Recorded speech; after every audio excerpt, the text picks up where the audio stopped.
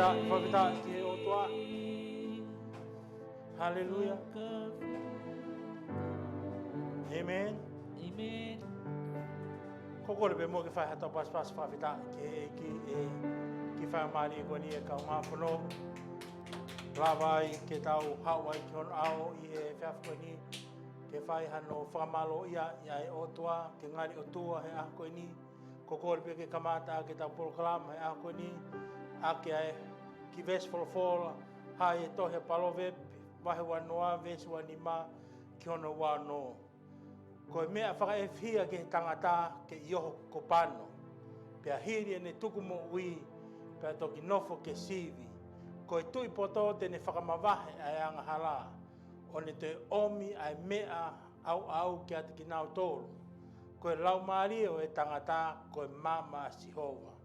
O kune hakure ai ngahi leke i he loto i loto kete. Whawhitai ki he otua. Ko tui e kaunga whanonga o talmai he Folofola e ako ni where ngahi whakaewhihia i he mamani ko ni. Oni o pito. Pakotui ko e whakaamu ai Folofola e otua ke tahanga o sivi. Ka koe mea pango tau wha oho maupe ke tau wha i oho kopano.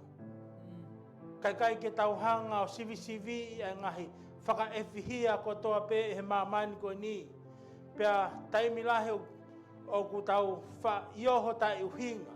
O te tau wha wawe ke tari e ngahi whakaewhihia ko ia. Oni. Ko lau ia e Folofola e tohi pa. Ko whiono whiwhiri pe koe haa uhinga e Folofola. Tau mahino ka te au. Wha iai e ngahi mea wha ewhihia e tangata. Ka unau wha wawe maupe ke ioho ko panu. Amen. Amen.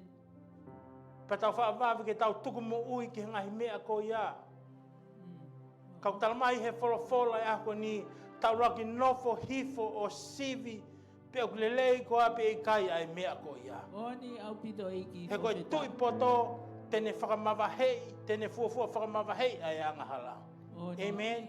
Ko tui koe whaunga o whaam kei e otua ke ta maunga nofo ki hene Folofola. Ka lawa ke ta ilo ai ngahi mea o ku. Kai ke sai ki he tau mo ui, mo ngahi mea o kulelei ki he tau mo ui. Ngahi angahala, mi ngahi whaitotonu. Pau talamai koe tui poto o ne tomua whakamawahe e ia ai mea o kui koe angahala. Iyo mo oni. Pani omi ai mea au kia te kinautolu. Pe ki hono kakai. Ko tui koe poto whakai o tua ia. O ku omi he o tua ki tau maunga nofo kia he koe ni. He talamai he koe lau maaria e tangata o ku tuu i he mama a Sihova. Oni au pito eiki. Pa koe whatongia rewa e mama koe a kone hanga hakuri ho tau ngahi loto. Ko lea ia e koe ni. Oni au pito. Pa koe tui poto uni hanga ha. Tomua whakamawahe e mea o kuangahala. A mea o kake lelei. A mea o kake fungani. Kane ha au. A ngahi lelei ke mau inasi ai a hono kakai. Whawhita ke he otua. Mahino mai koe tangata moi apasia. Koe tui lelei koe tangata moi apasia. Ki he otua. Pane lava wahe a mea o kake lelei. Kane ha o mai bea ngai mea lelei. Ke mau inasi ai a hono kakai. Oh, hallelujah. Pe hoko lewa. E ngahi mea koe a koe mama ia ki he tau mo ui. Moeanga e tau whanonga o whahi. He ko tau sino. Koe toko tahau ton ke whahu e tau mo ui. Koe mama bea Sihova. Whawhita ki he eki. Ko kore ke kamata ke tau polokalame ako ni a ke tau praise and worship ki he otua. Toko tuanga ui me lang ke ni hanga tataki tau tolu i he. Ako ni whawhita ki he. God is good all the time. God is good all the time. All the time. God is good. Lelea Sihova. Mawaipe. Lelea Sihova. Can we give a hand to God for giving us another day, amen? For this is the day the Lord has made. Let us rejoice Lord. And be glad in it, amen? Amen. Amen. Amen. Let us worship God today.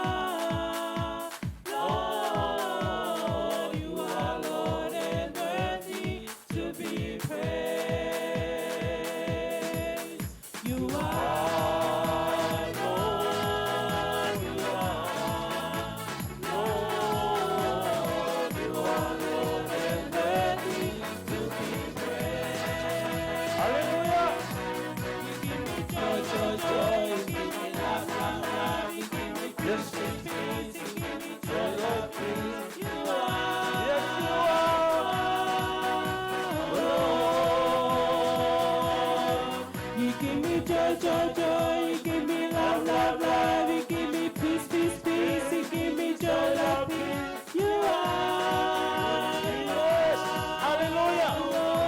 Come on, come on, come on. You give me joy, joy, joy. You give me love, love, love. You give me peace, peace, peace. You give me joy, love, peace. You are. You are.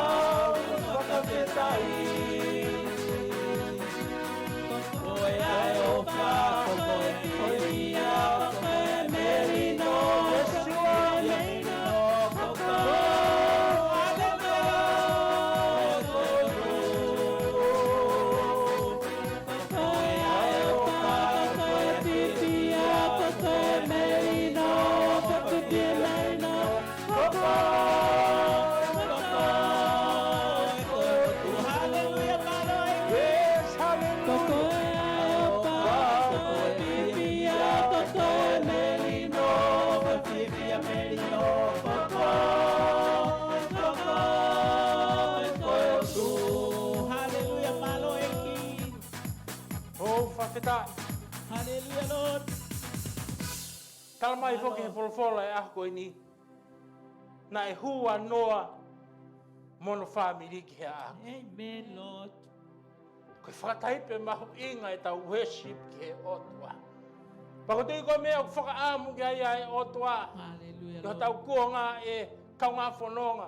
Ke tau hua ke whakawhetai pa mo e whakamalo ke au he otua. Only abido. Ko taime koe na e hua ia noa. Hallelujah. Pa mono family ki loto ki he a ke. Amen. Talamai na kamata ke hao mai e mafi whakai otua. Hallelujah, Ke whai Lord. hono whamau ia mamani. Glory, Lord.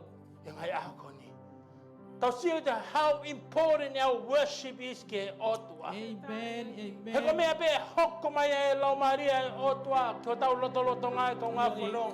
He taimu tau worship ai. A ke Amen. lau maria e mooni pa mo totonu Hallelujah. whakai Hallelujah, otua. Lord. That's all God wants. I he kuonga whengata koe nuk tato whangai. Ka tuke hifo mai e lau maria e otua. Hallelujah.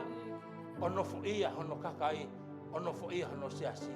Pia whai ene whai whakamau i he ao e Amen. tangata. Whawhita. Hallelujah.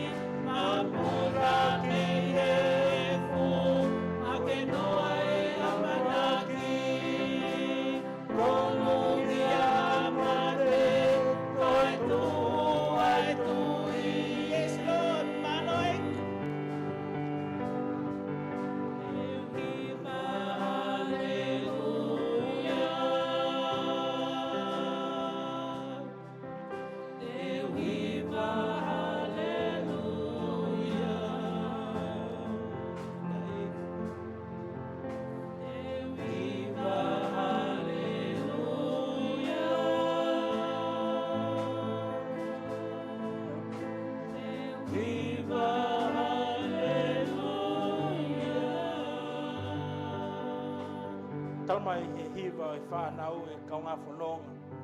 Kaya hatai mo tonu ke tau whawhita I ai otua, pe tau worship ai otua, ka koe taimo e whaingata a. Oni o hito e whawhita. He ko lea hiva e aho ni, ke tau hanga whakahiki mo whakalangilangi ai otua.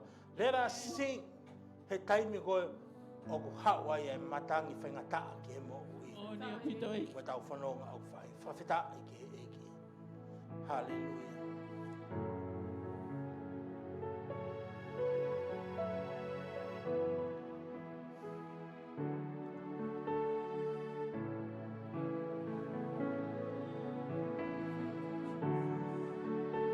Yes, hallelujah.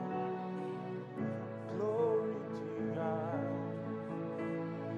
Yeah. Lord, we worship you. You are Alpha and Omega. We worship you.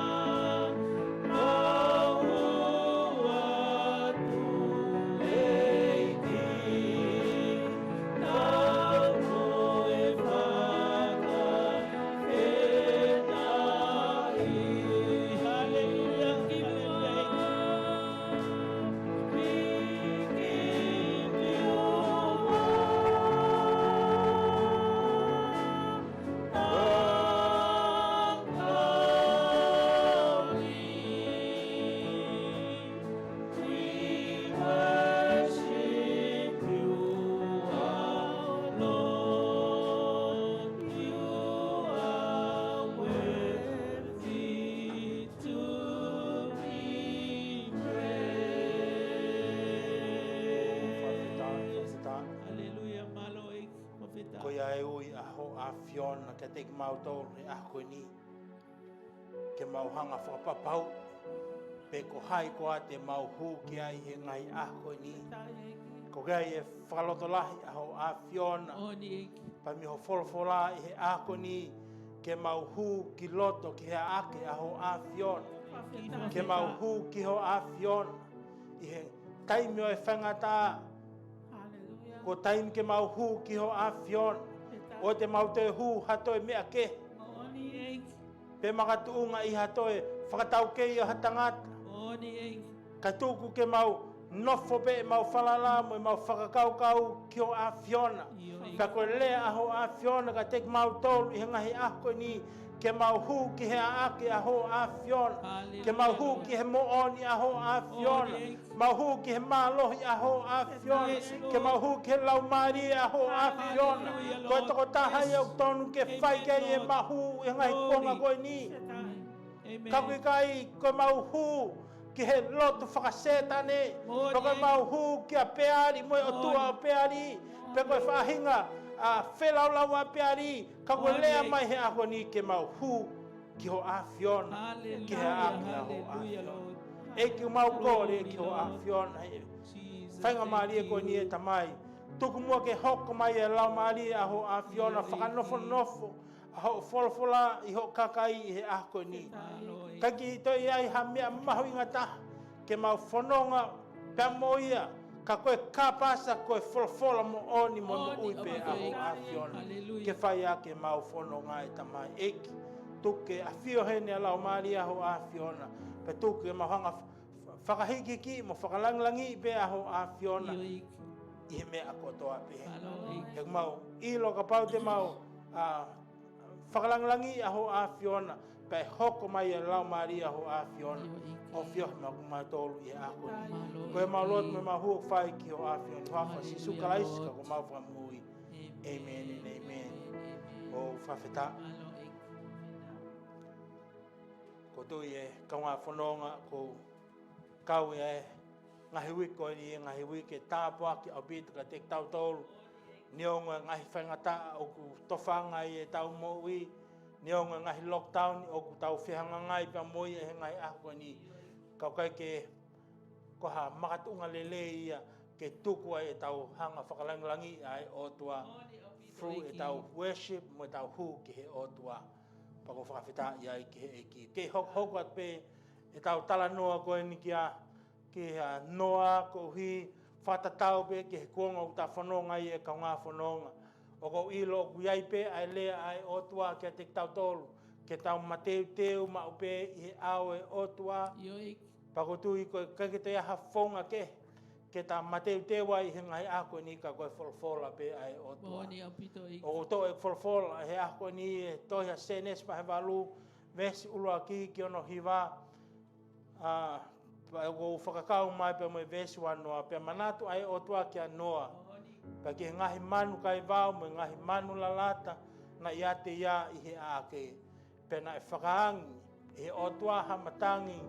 Ke funga whanua. Pe tau matalai ai vai.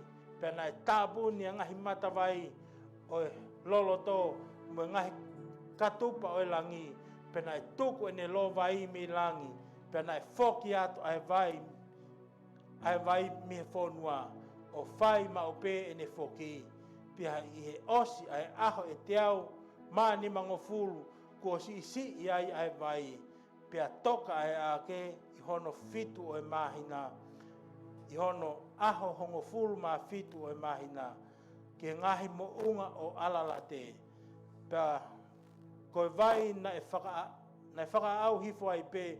O au ke no hongo fulu o e mahina. I hono mahina hongo fulu. I he uraki aho o e mahina. Na e toki ha ai ngahi tumu i mo unga. Pia ko hiri ha aho e whango fulu. Pia to e noa e katupa o e ake. Kone ngāhui. Pia ne tuku atu ai levan. Ai leven pia aluat. Pe ia mo foki. Kai oua ke mātu ai vai i he whonua. Pia ne tuku atu ai lupe. Ke wakai pe ko manifinifi ai vai i he funga kere kere. Kana i kai ilo e he lupe. Ha potu ke tu wai hono awhi vai. kene malolo pene foki a te ia ke ake. He koe vaina e kei i he funga whanua kotoa pene ala o puke ia o ne whakahu mai ke ake. Ko hiki hake vesi wanoa pena e whotu e noa ha o lita ke a Sihova. Pene tohani ihi o e whahinga manu ke he na e ngofua mo ni ihi. Me whahinga manu puna ke he na e ngofua o ne whaia ki hangai whelau lau i he o lita.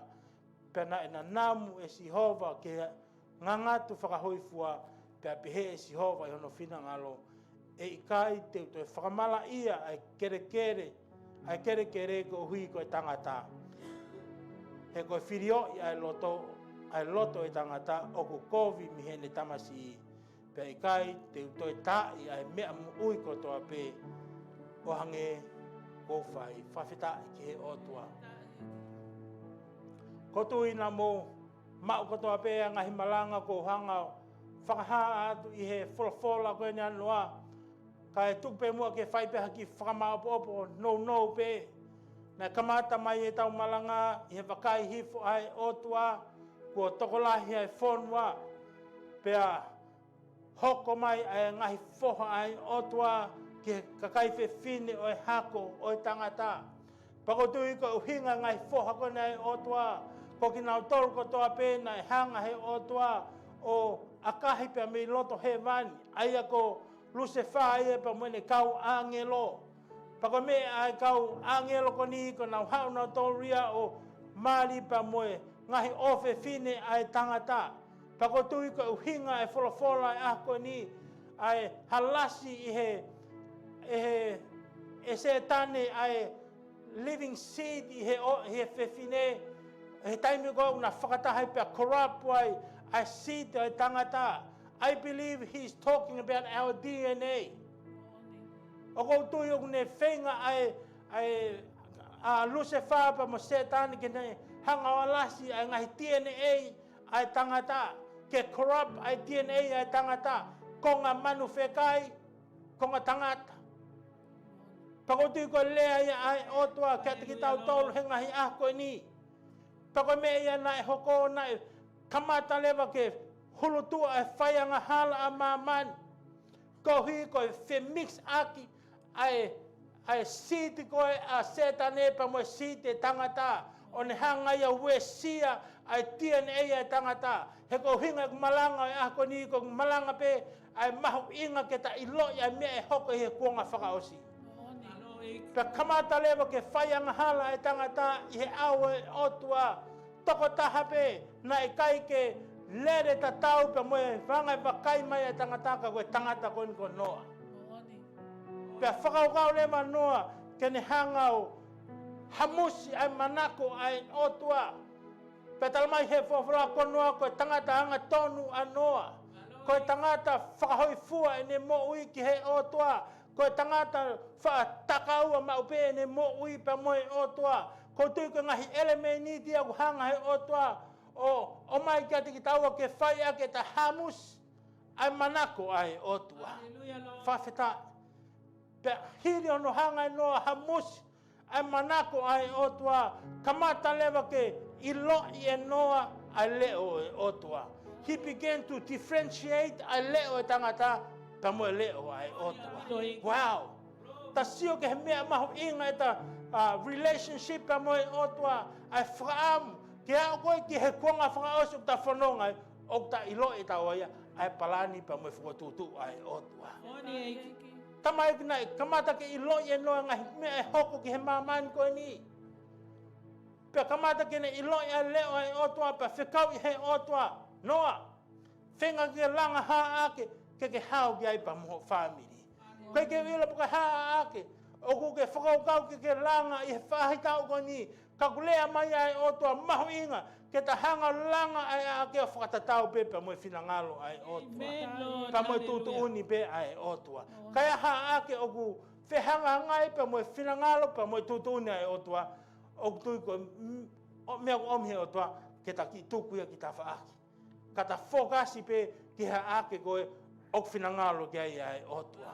Langa e noa ai ake ai o toa whakatatau pe ki he tūtuuni pa moe whinangalo ai o toa. Pakotui nei hau ki hatu unga nei hoko mai ai o toa I hiri hono declare e noa kua ose a ake. Pane hoko mai e wakai a ake o whaitatau pe ai a ake pa moe whinangalo ai o toa. Amen. Pe hiri pe koe ano hanga e o toa approve ai anga e langa e noa e ake talange he o toa kano noa hu koe pa moho whamiri ki loto ki he a ake. Amen. Hallelujah. Whawheta tau whanongo nai approve he o toa ai ngahi ngau e anoa. Pe lea ai o toa kano noa it's time ke ke hu ki he a ake. Whawheta ko mei o whaamu iai ai o toa kia te ki tau tolu kia ha mea o ne lea a kia te ki tau tolu pe tau whai o tuku I ngata o whatatau ke whotutu ai o toa pe tala mai it's time ke ta hanga hu kufi ngahi tāpua ki whakai o toa it's time ke ta hu o mau e ngahi lelei whakai o toa amen pe tala mai nai hu anoa kia ake ai o toa pe ko malanga whakausi ai ko malanga hewe kosi na e liu ai mea ko toa pe whawheta as soon na nau huai ki loto ki ake na kamata ke hoko mai ai mafia ai o tua. Pako tui ko hanga o mai ai fo lea kon ko hu the best way to explain who is worship. He kono ngā ko time ko fa lave ai folofola ki fo lea kon ko hu it really means worship. Pako tui ko o fate fito ai mea te tau huki ai whakai ki tau tolu meanga e tau spend time pa moe mea ko ia. O pau te ke spend time he TV. Pa moe ngahi ongo e maman ko ni. Ai a kou nau hanga lolomi ai totonu. Te tau tō pe ke nunu a ko ia. Pa kou nau tolu o nau maunga nofo ki he Folofola e otua. Pa nau whekumi ko hae lea whangatona e otua. Te nau tō pe nau whamama whake he tūnga ko ia. Kana i tala mai he Folofola. Na e li liu ai mea ko toa pe. I he taimi koe, nai hua noa ki he tuunga e worship. Nai hua noa ki he aake, which means to me, that's what he's devoted to. Koe aake ai otua.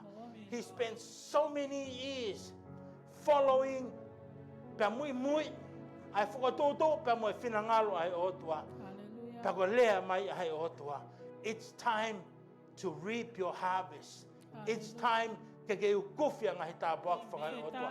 It's time ke worship ai otua. Pa toki tuku mai he otua ahono mafi. A ngahi fu matangi ke nā hanga ha whakaauha a ngahi mea ko toa pe.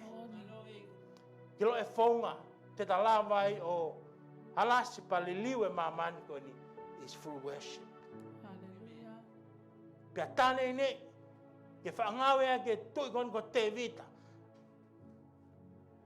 Ene time whakalongolongo, ene worship, ene whakaloroto ki he otua. Tāne nei ke manako ai otua I he tui kon ko te vita. Pe hanga he otua whakoloa a ke pani whakaitu I kohi, he uses worship. Worship. Worship. Taimi ko nei mamahe a saula pa mi he tunga worship. O ne worship ia tangata kai tuko he otua. Talamai, nai to he otua ai tunga tu I pia masaula. Tau sio ke he mahu inga ia ai otua I he mea koe worship. Ai mahu inga ke he otua ke tau whanofo I he tunga worship. Tau whakate fito e tau mahu inga ia he mea koe worship. Maianga e tau spend e tau taimi pa moe otua. O pau te ke lai spend ho taimi I ngahi mea ke I don't believe te ke value koe ai mea koe worship. Ka koe kakai ko maunga nofo ki he Folofola e otua, koe kakai a auha mahinga ia he mea koe worship a he otua. O whawhitai. Pai aha koe ni, spend time a noa I loto I he ake. Pa koe Kaveinga lewa he ako ni, na e Manatua e he otua a noa mo kinautolu ko toa pēna I he ake. Whawhitai. Tau sio ke heangai, mafu ai otua. How his heart is always for his people. Na kai ke talamai he folofola, na e Manatua e he otua, e ngahi ka kai kotoa pena, e kai ke huki he ake. No! Kai talamai he folofola, na e Manatua he otua, a noa mo e ka kai kotoa pena, I loto he ake. Hau ke ngahi monu manu totolo. Ko hai e fia Manatua e ngahi manu totolo, na I loto he otua. Ka mahinga ia a he otua, ke mea koe mo'i talango fua. Ke mea koe mo'i anga tonu. Ke mea koe mo'i anga whalala o tua. Mahoinga ia e otua, he te whaatakaua maupe pamo e otua. Tau sio ke Folofola a koe ni, lakange hono Manatua he otua ia. E ngahi manu totolo, e ngahi mon manu, kotoa pena I loto I he ake. Paupe, man, Manatua I he otua, kaka ke wha Manatua au he otua. Ko hiko ha, ko takamama o pia mi he au he otua. Ka koe whakaamu he ako ni, ke whai atu e ta whanonga, I he uhonga whangata, I he uhonga pandemic o ni, pia ha Manatua he otua.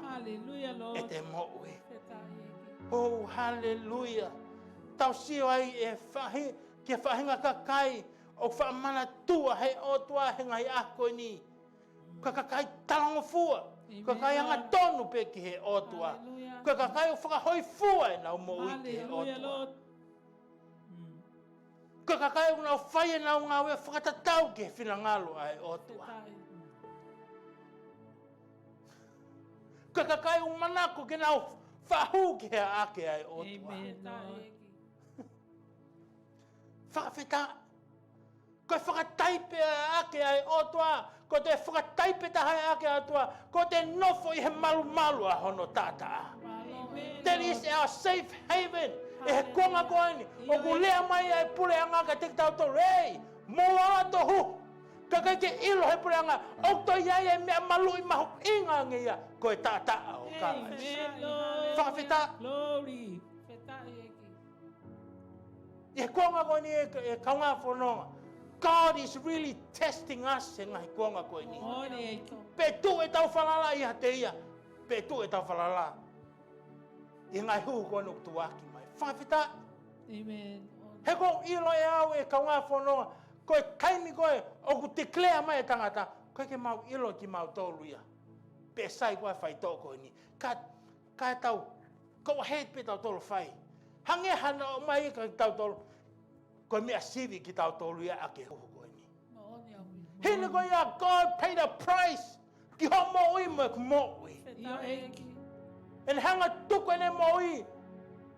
Ki he kolosi. Pe ne hanga whilalau e ne mo'i. Ko hiko koe pa mua. Pek tala mai. He pule anga ia. Ke mai ki mo tolu ke sivi ak pe tonu kai whaito koe ni pe ikai. Who are they? Ke mat ke pekia e ki e mai ku mo'i pa ave at hoksinoa ke whai hono ai ahi ke whai tōpe tonu ka pe kai. Ko mo'i tu o taha pe.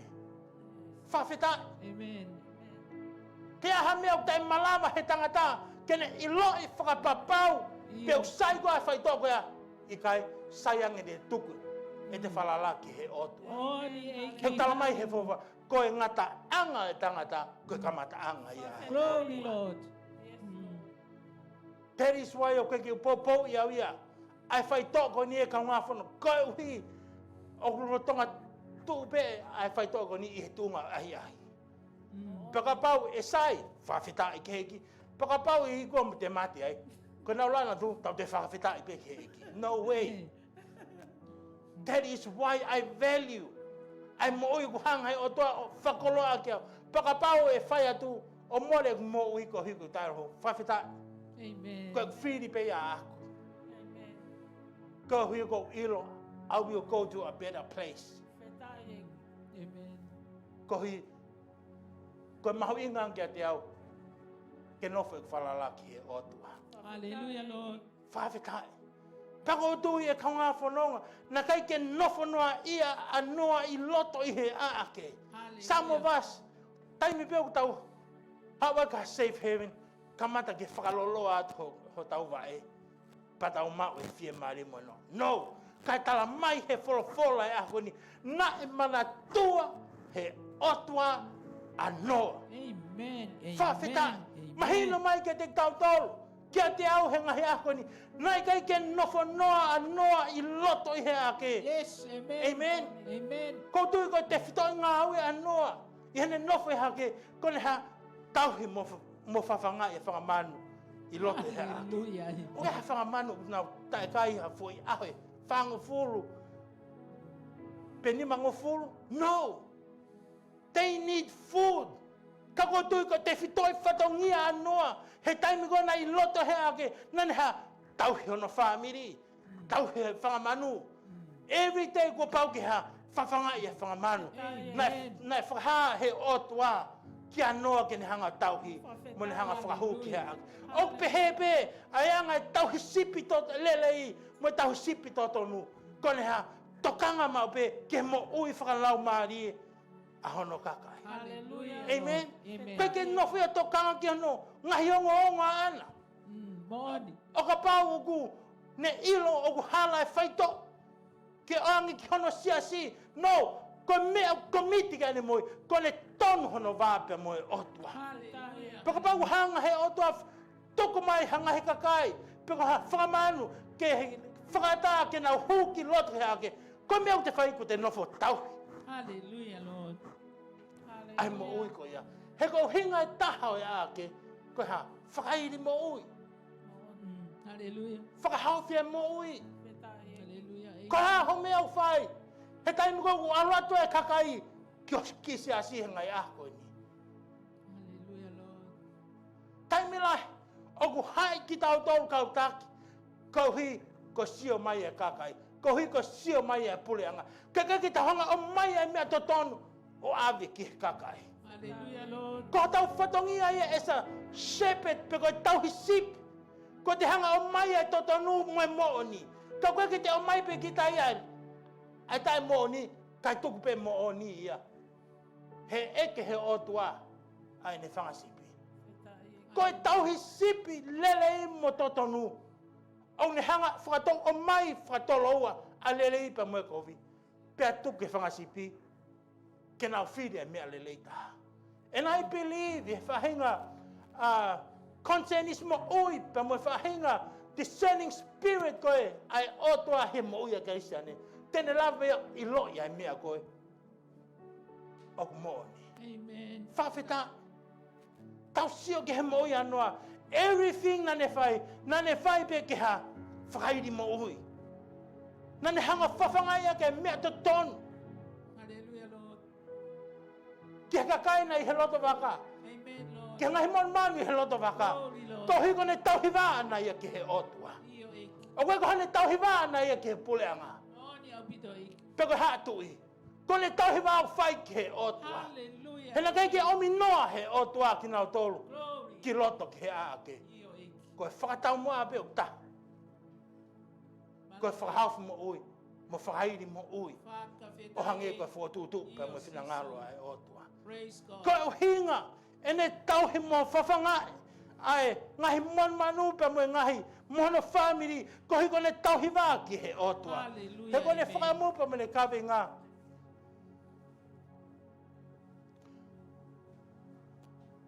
Ko ne whakamu pe mo ne rauhi kohi ke whai pia whina ngalo ai otua.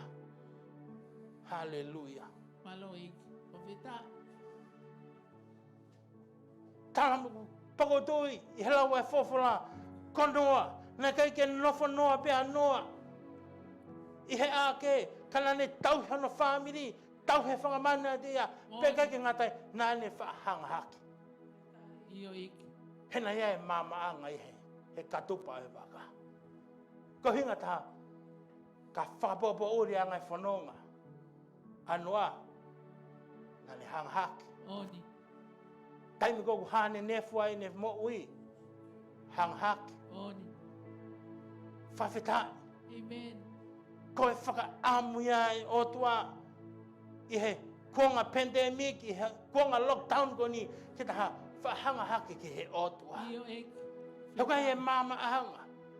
o tu he katupa e ake ai otua. Malo ik. Ta koe mamaanga ia o ton kia ta whahanga hake ta mo'oi. Malo ik. Ka ngā whanonga e kongo ta whanonga e mahu inga e ta whahanga hake ki he otua. Io ik. Fofeta is. He kai e whainga poto whakai o tua.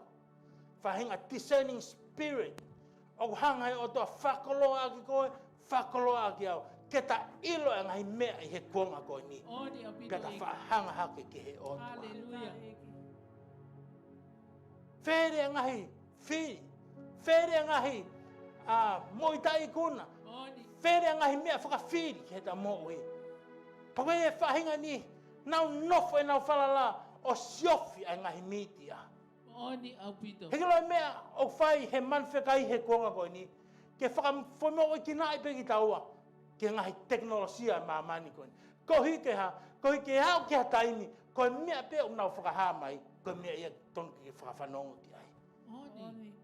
Ka koe ilo whaatoe ka kai toko lahi. Pe nau whai e ngahi mea o whakawhepaki ki he otua. Kohi, koe nau maunga nofo ki he mea koe media. Oni. Ka koe mea ngā au e aki. E luse wha. Ngahi manwhekai. Ke whakawhemo e kina ki ai. Ai mo uia e tangata. Oni apito ik. Kohi, koe taimi ko o tau mo ai e tau mo ui ki ngahi media. Wa o peke ha taimi. Pua pule media aia i he Folofola ai. Io mo oni ko mo oni apito apito.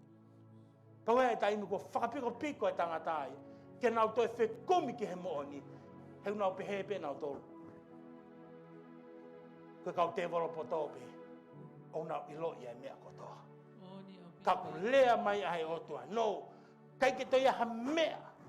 E mamani ko ni tene hanga whawhitongi. Ai mo oni pa mo e totonu. Ka koe Folofola pe ai otua. Folofola pe ai otua. Folofola pe ai otua. Folofola pe ai otua. Amen. Pego mea umahu inga ai e kau ngā whono. Ai pe mo te ki tuku ki tawhaaki whakateknolosia. Kake e maunga nofo ki he Folofola ai otua. Amen. Hallelujah, Lord. Kai me e nai whai e noa. Nai whai pe ne ngā we mo ne whaahanga hake ki he mamaanga. I he katupa e aha ke whawhita. Hallelujah, Lord. Ko ngā ka ha kalawa ke ake Manatua ai otua ke mo i anoa. Tau sio ke mo i anoa o sia ne hanga hamusi mai e Manako ai otua. Ko ania ke ne toi hamusi mai ai Manatua ai otua. Io mo oni. Hallelujah, Lord. Kai mga nau nofo ai ke he tala noa koe ni. Hanga ai otua whamanatu mai a King David. Ko King David ana ko tui na lahi ange ne whai ang hala ana ia. I tui konu ko Saula. Ka kiloi mea na makehe i pēr King David a. Na ne hanga mau pē e King David. O wei mau pē ai loto ai otua. Ke ne manatu ia. A ke ne ha, a ke ne worship, a ke ne whakalalo loto. Hallelujah. A ke ne whekumi mau pē ke he otua. Io ik. Pea tāne nei. Ke manako pe manatu i mau pē he otua a David. Hallelujah, Lord. He neo ngane ilo. Koe tangata pe a David. I he awe otua. Io mo oni. Kana hanga mau pe he moi worship a David ki he otua. Ke ni hanga tohaki mai Io pe. ik, Lord. Ai manako hai otua. Ai manatu hai otua. Amen. Pako tu e kau ngā whanonga. O stoka a whio i pe he otua. O tau kei tangata. Ka koe koe mea ia whekumi ki he otua. He is looking for a relationship person. Io ik. Hata hau ne wha worship ia. Hata hau maunga nofo ki te ia. Ko me o whaamu ki ai, mo whina ngalo ki ai ai Amen. otua. Hallelujah, Lord. Whawheta.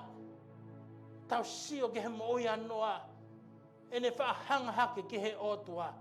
Pe tala mai he Folofola. Na ne hangau. Waka wakai mo sivi ai ātakai. Io ik. Nai kai ke nofo noa pe anoa. O nofo pe a siof. Ai media mo ngai news o mamani ko ni. Io ik. Tala mai he Folofola na ne to mai e ki lupe. Pa ne to mai ki leven ko ne ha. Sivi pe a atakai. Ka ngā whanonga o te tau nofo noa he ngai a ko ni. Ko pau ke tau poto Ke tau au sia e poto whakai otua. Hallelujah. Ke la mea e whiri ai. Man whekai he ne whemo e kina ea ke kakai he ngai aho ni. Teknolosia. Ko hiki ha ke whakawhemo e kina pe kia e nau moui. Paka taimi ko hawe kau te poto whamalanga mai. Pe tau tui kotoa pe ki tau tolu ki he kau te poto ko ia. Ka tau sio ki he poto whakai o tua. I he tamayo e kon noa. Nani toi nofo ia sivi. Ai atakai. Whapu nātu ki leveni. Whapu nātu ki lupi. Oh, hallelujah, whakawhetai. Tuku moka wata mea omi he otua. Stop being ignorant. He talamai he Folofola. Oku auhau kakai. Ko masiva. Kono toi whakarea ta. Oku auhau kakai. Ko hiku nau whawhalala ki he teknolosia. Ki ngahi media ma ngahi advice kau te wolopoto. He koe e kau take ni. Os mauni mai e man whekai. Peko ame holo pena o tolu he anga. Mawhiriunga me whakaam holo man whekai. Ka ku lea mai ai o tohe ahoni ei. Tau nofo mua whakawhakai ai atakai. Mo sivi ai atakai. He whaatai milai. Koe ke na o mai na o tolu ia e mo ni pa mo totono. He ku pure man whekai e te kinautolu. Whawhetai. Ka tala mai e no ei. He kai ke nofo pe au ia e ku wha hang haki o lunga. He kai ke nofo pe au ia i hono ha. Ono whawhanga e family. Kau toi nofo au ia. O toki whakawhakai. Sivi. Amen. Hallelujah. Whawhetai. Whawhetai ki he otua. O pehe ai ka kai o mateu teu e nau mo'ui. I he kuonga koe ni. Kai ke nau nofo noa. Pe whakaloloa ad honau wae. Kana hoa kai ke nau maunga nofo ke he Folofola e otua. Mo sivi. What's happening? Ka mea i ho tau atakai. Pakapaku o mai ha mea o tai moni. Ei, tuku e ki ta whaaki. He ngaha ko whakatatau mau pe ha. Ai mooni e tangata pa mo mooni e Folofola e otua. Kau tala mai he tangata e koe mau sivi. Tala mai he oto e whapapau ia mea kotoa pe. Pau tala mai he mamani e futoko lahia mamani. Tau ki whakatoko si. Tala mai he oto e whatoko lahia mamani. Koe whakaamu ia e otoa. Ngahi mea kotoa pe o tau mea ki tau tolu. Tau ha whatatau pe mo e Folofola. Pakapau whihanga ngai. Ai mea kona o mai pe mo e Folofola. Ko taimi ke tau hiki fua. O nofo pe ke Folofola. He koe ia mo ni pe mo e totono. Amen. Oh, hallelujah. Koe tau whanonga ni konga whaasi. Pako pau ke watu whakatatau pe a Folofola. O whakatatau ki he konga whaasi. He koe tui koe whinangalo ia e otua. Pako hinga e whakama e o toa ke tau moui lotu. Moui whekumi ki hene Folofola. Ko hui kane toki hanga ia tala tonu hatu. Ai mo oni ai Folofola. Whakaosi ki foi step eta nai whenga noa kene hanga hamusi mai Manatua ai otua. Nai ne whakaongo mo tatari ke taimi ai otua. Tala mai he Folofola nane hanga sivi a ke leve ni pe mo lupe. Pa nai o mai e mea kuo mātua whanua ka kei nofo pe anoa tatari. Ke lea ai otua. He konunga koe ha maho inga e taimi ai otua. Nā whaiwhai pa te huat kita ke a ke o mereu he vai. Amen. Whataimi lahi. O wha akuri mai e whahinga e tangata. Ei, ko taimi ki tau alo. Tā ko e te tikaipe ki te manga kita ki tua ke a ke. Ko te mereu ko kita. Ko hui ko ta nofo ta whakaongongo. Ke moni e tangata.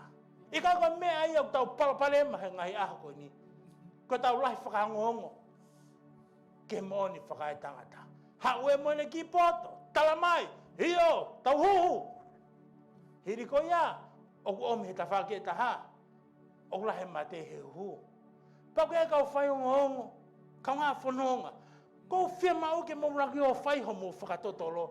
Pamoto ki hao o mai e mo o nipa mo e totono.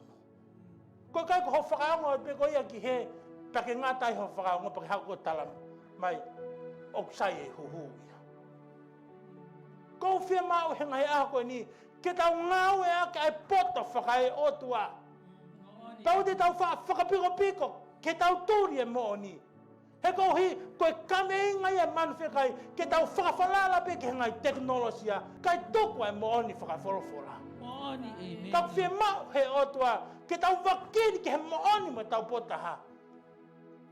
Pa tau toki o me whakamawhora e mo ni. Because you are playing with people's life. Ko te hoko koe ka hatau siple lei o te hanga mau pe o mai e mo ni pe mo kotoa e mo ni ki loto. He koe mo ia kakai u tau whihanga ngai pe mo ia.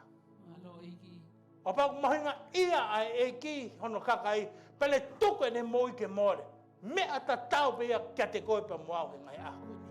Ai mahu inga ke ta ave e mo ni kotoa pe ke sio ke kakai. Pe tuka ki nau toke whai e nau whiri.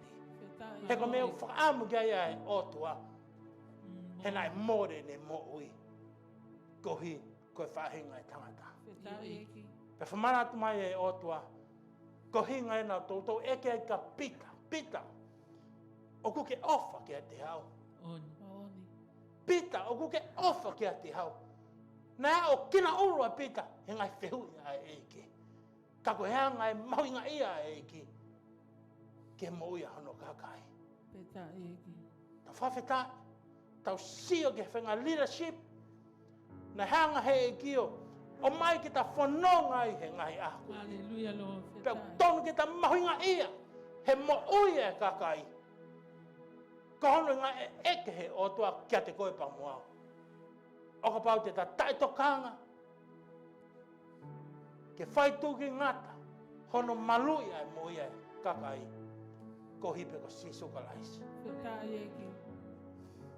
Ta whawheta, tala mai, ocean, no whanoa, i ngai step ko ia, tala mai lewa he Folofola. Nai Manatua he otua, ai mo ui anoa. Whakawheta, tau sio, ki heanga e whanonga e tamayo e koni, ai ne whakaamu mau be, ke whakahoifoa ne mo ui ki he otua. Pene whai e mea kotoa pe i he tonga e whakamato atu. Mo tuku ngata ki he otua. Ko hui koe mo ui. Na hanga he otua. Whakoloa a kia. Ke ne hu ki he aake. Pa koe ahon. Talamai he tau Folofola. Na e Manatua he otua anoa. Taimi koe nai Manatua he otua ai mo ui anoa tamai na ni hanga a ngina ai ngahi matangi ke funga e whanua. O whawhetae. Pe tamai lewa he Folofola na kamata ke taumatala atu ai ngahi waipe me funga e whanua. Tau sio ke taimi koe nai Manatua he otua ai mo ui anoa. Pe nai tapuni he otua ai ngahi matawai o lolo to. Na ne tāpuni, a ngai katupa o langi. Na ne taofe a ngai lovai pe me langi. Pe nai whoki a ngai vai kotoa pe me whanua. Because he remembers Noah. E ne Manatua, e tamayo e koen ko Noah. Pamo ne tauhi ko mna ni te u whai ki he otua. Na e hala mai hai otua. Oha. Veteki a ngai paparema kotoa pe. Nai whihanga ngai pa monoa. Kalawa ki ha. Kalawa. Ki hau. Ki hatu unga. Kua tuu hai ake. E funga e kere kere. He ko talamai he Folofola. Ko taimi koe nai Manatua he otua noa. Na e toka e ake. E funga e kere kere. Nai whakaau ke aluhifo ai pēo e vai o hoko mātua e whanua. Pako taimi kona e mātua e whanua nai whakahae o tua ki ana. Noa, mo hua ki toa me ake. O whainga maaria e mea ko toa pe.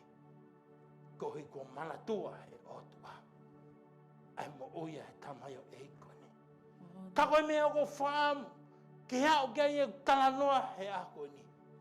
Ko taimi koe nai hua tai anoa pe me a ke. Koe ka kai nai hao i a koe. Koe ka kai pe mo whangamanu pe nai loto he a ke. Me a kotoa pe au. Au. Mate. Pe ko mea ko whiwhiri ai. I he kuanga koe ni. Koe whakaamu. Ai otua. Ke ta mateu teu pe ta hu. Ki he aake o mo ni mo totonu. Because ako ni ko whehanga ngai anoa with a new beginning. Pero new beginning ko ya. Na kai ke whaia ki e kakai. Na nofo i tua he aake. Kako new beginning ko ya. Na whai he otua ta mo e kakai pa mo ngai mon man ko toa pe. Na e nofo i loto i he aake. Pa tau sio ai ki he ofa whai he otua. Mahano kakai he ngai ako ni. Pa koe he whakatokanga e otua. Tokanga. Na ke miss a new beginning ai otua. Mahano kakai. Pa koe tui koe whakaamu ia e otua. Ke tau kau kotoa pe he hu ki he aake. Whawhita. Nai, hoa noa ki to. Everything was renewed. Ko hui nai whai e. Fulili lai. Ai otua ke atakai. Ke kakai nei he maman ko ni. Pa koe palo pa koe mea nai hoko. Na e mate mo au hai kakai kotoa pe. Kai ke i hao pe whamiri o noa. Pa mo whangamon manu. Na i loto i he ake. Do you know what Noah did? Hiri pene hu ki tua pe me ake. Kala mai. Nan hanga langa ha orita whelau lau. Ki he otua. Whataipe. Ane mau ha thankful heart. Hene mo'we. Ki he otua. Hapauna i kai ai otua. Hapauna i kai ai palhani hai otua. Pamo i ngai whotutu hai otua. Helo pe whehe ai mo'we anoa mo no whamiri. Kai ke mo i ngalo. Ai mo'we anoa. That's first thing that he did. He built an altar to say thank God. Whamalo ki he otua. Whai hala whanonga. Pa mo whakahauwhi nane whai kia te ia mano whahamiri. Pa ka taimi ngā nai osia i e whai whelau lau anoa ki he otua. Nai hongo i he otua. Ai honga ia he ne mo'i. Kohi ko ia hataha. O ni hanga Manatua. I ni ngai mea kotoha pe. It's coming back to worship. Kaya, whalagunga ngā kai o whekumi ka hea e hotua. Ko ngai ka kai o ngā nofo i he tūnga e worship. Hu ki he otua. Pakotui ko ngāta e wako. Me ko ngai malanga ako. Ia tamayo e kon konoa. Ke tau mateu teu. E ko hinga pe hono o mai he otua. E ngai whaingata ako ni ke tau tofanga ai. Ko hi ke tau teu teu. It's time ke tau whekumi ke he manako ai otua. Ke hake manatu ai otua ke tau tolu. I he fukonga whaingata ako ni e ka ngāwhono. He ngā oka i e Kaveinga ai otua. Ki ho mo'i. Mo'i ku mo'i. It's a place of new beginning. Whawhita ki heki. Ko tu ka ngāta i malanga ai ako ni. Amen. Ko hangai o toa mai ka te au. Ai mahu inga ke tau mateu teu. I he konga koe ni. Te ria nā ke. Kai ke lava. Ke new beginning ai o toa. I ho mo i a koe ni. Whawhita. Ka tau lotu. Tamai uma whamalo at ki ho a whiona. hanga whakoroa ka te mautolo. Aka Folofola whakaos ko an whakakoa. Ia i whawhetai. Ko hanga talamai ka te mautolo. Nake whaha ki anoa. Ke nau nofa. Ka nau ai. Ke tokolahi a māmahan. Ia iki. Pakotui koe Kaveinga ia. O tonu ke mauhanga o whakamau ki ai e mau mo ui. Pa mauhanga whakatatau. Pe Kaveinga pehe. Ai fwoi māmahan ko ni pe kai. Ia pitoi. Pakapau ki aha whehanga ngai. I ngai aha ko ni. Pau ke lea mai ka tiki mauto. Ke mau nofo pehe mo ni. Ia Ka koe Folofola aho a whihana. Eki hanga lasi mo e mau mo ui. Ia iki. Ke o te mau lea ak pea e Folofola aho a whihana. Ka mau tui ki ai. Pa mau kakano ake e Folofola aho a whihana. He koe mo ui pea aho Folofola. Neo ngai mau ngai whekumi ke ngai mea ke sivi ke ātakai o mau iai. Ka ki mahui ngā pe e mau whenga ke mau whakawhanonga ke le o whanamana iki aho a whiona. O ku ke lea ka teki mau tolu e ngai mea ke o mau ui. Ia iki. Pa mau whakawhetai, mau whakamaloa ke te koe o tua. Mau hanga whakawhoke ngai langlangi pa ngai koloria kotoa pe ke langlangi ia pe aho a whiona. Kua whasisu kalais ka ko mau whakamui. Amen and amen. Whawhetai ke eki.